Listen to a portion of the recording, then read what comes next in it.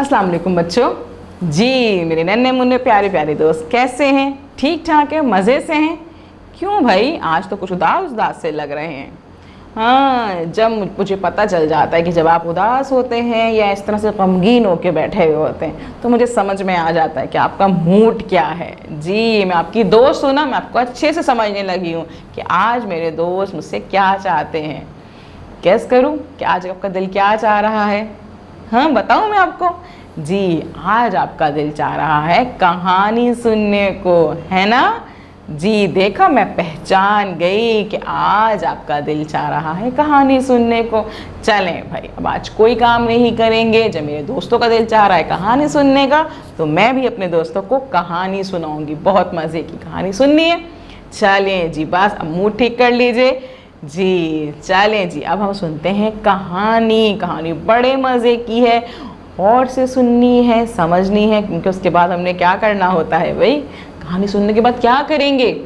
जी ज़रा दोस्तों को सुनाएंगे, जाके अपने दोस्तों को बताएंगे कि आज जो है हमने नई कहानी सुनी है, उस कहानी में क्या हुआ था वो अपने दोस्तों को बताइएगा, अपने बहन भाइयों को बताइएगा। जी तो मज़ा आता है ना कहानी सुनाने में भी। पहले कहानी सुनते हैं, उसके बाद कहानी अपने दोस्तों को सुनाते हैं, है ना?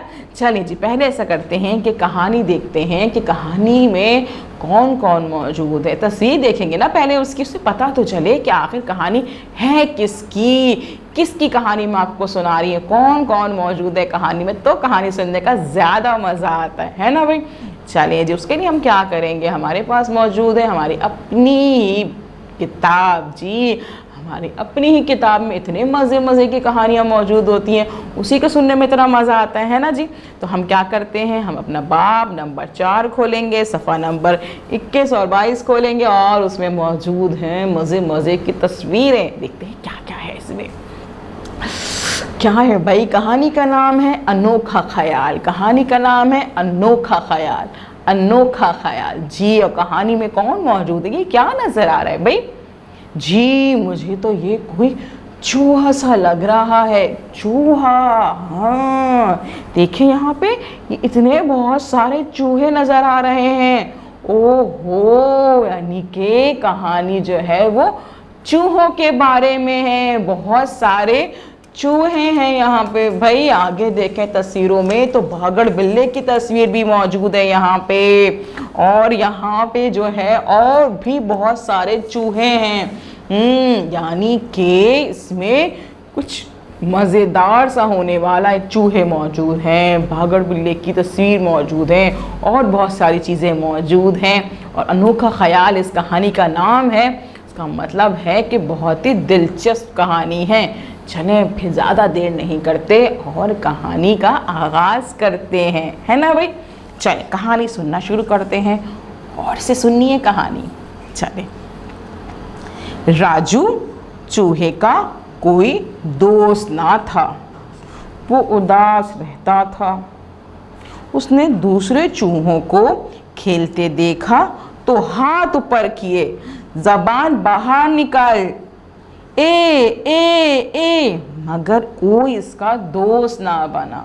अच्छा, ये राजू चूहे की कहानी है जिसका कोई दोस्त नहीं था और वो इस वजह से उदास रहता था। क्या हो गया इसके साथ में ना? चले देखते हैं कोई दोस्त बनता है इसका या नहीं बनता। राजू ने सबको अपनी नई साइकिल की सवारी भी करने को दी, फिर भी कोई उसका दोस्त ना बना। हाँ, उसने अपने जितने वहाँ पे उसके पास मौजूद थे दोस्त वगैरह बनाने को दिल चाहता था जिनको, उनको साइकिल भी दी कि भाई साइकिल पे सवारी कर लो तो वो शायद कोई दोस्त बन जाए उसका, लेकिन कोई दोस्त नहीं बना। चले देखते हैं आगे क्या होता है। उससे एक ख्याल आया। जी उससे एक ख्याल आया, क्यों ना मैं एक अजायब घर बनाऊं जहां सबको पुरानी चीजें दिखाऊं। जी उसने अपने घर का बाग खाली किया। जी अजायब घर हमने पढ़ा था ना कल। जी तो उसने सोचा था कि मैं जो हूँ एक अजायब घर बनाता हूँ जिसमें बहुत सी चीज़ें रखूँगा। वो मामी मागी के पास गया और मामू मागा की तस्वीर ले आया। मामू ने एक बार 2 कुत्तों से लड़ाई की थी जी। वो चूहों के थाने गया और बागड़ बिल्ली की तस्वीर ले आया। ओए हो भाई, वो चूहों के थाने भी चला गया, यानी कि वो सब जगहों पे जाके पुरानी पुरानी चीजें इकट्ठा कर रहा है। अच्छा, वो जो अजायब घर बना रहा है ना, उसके लिए। अच्छा जी। अब वो जो बागड़ बिल्ली की तस्वीर लेके आया था ना, उसने क्या किया था?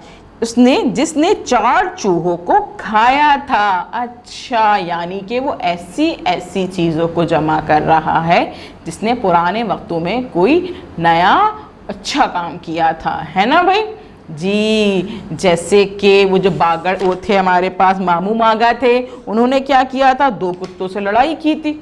उनके लिए तो बहुत बड़ी बात है ना, चूहों के लिए कुत्तों से लड़ाई करना जी। और उसके बाद वो बागड़ बिल्ली की तस्वीर ले आया जिसने 4 चूहों को खा लिया था। उनके लिए तो बहुत तकलीफ की बात हुई ना कि 4 चूहों को खा लिया था। उसके बाद वो कसाई की दुकान से एक हड्डी ले आया। हड्डी जी, वो कसाई की दुकान से एक हड्डी ले आया जो दरख्त की तरह की थी, यानी कि दरख्त की तरह की थी, दरख्त जैसी दिखती थी, उस तरह की एक हड्डी लेकर आ गया। अब क्या लिखा भाई? अपने अजायब घर में उसने चूहेदान भी रखा और उस पर लिखा, खतरा, खबरदार, होशियार जी। यानी कि उसने अजायब घर का एक नाम जिसमें चूहा दान मौजूद था, उस पर लिख दिया खतरा, खबरदार, होशियार जी, ताकि सब चूहों को पता चले कि भाई इसके करीब नहीं जाना होता, चूहेदान के करीब। क्योंकि चूहेदान से क्या होता है कि चूहों को पकड़ लिया जाता है, तो वो कहते हैं कि भाई चूहोदान से दूर रहो, न चूहेदान जो है वो चूहों को पकड़ लेता है। अजायब घर बहुत अच्छा लग रहा था। राजू चूहा सड़क पर आ गया और आवाज लगाई, आओ और चूहों का अजायब घर देखो, आओ और पुरानी चीजें देखो, आओ आओ और मजे करो। वाह वाह, क्या बात है, चूहों का अजायब घर। सबने कहा जी। जब सब ने ये सुना कि भाई एक अजायब घर बन गया है और उस अजायब घर में जो है वो मज़े मज़े की चीज़ें होंगी, पुरानी पुरानी चीज़ें होंगी, तो भाई देखने में तो बहुत मज़ा आएगा, है ना भाई।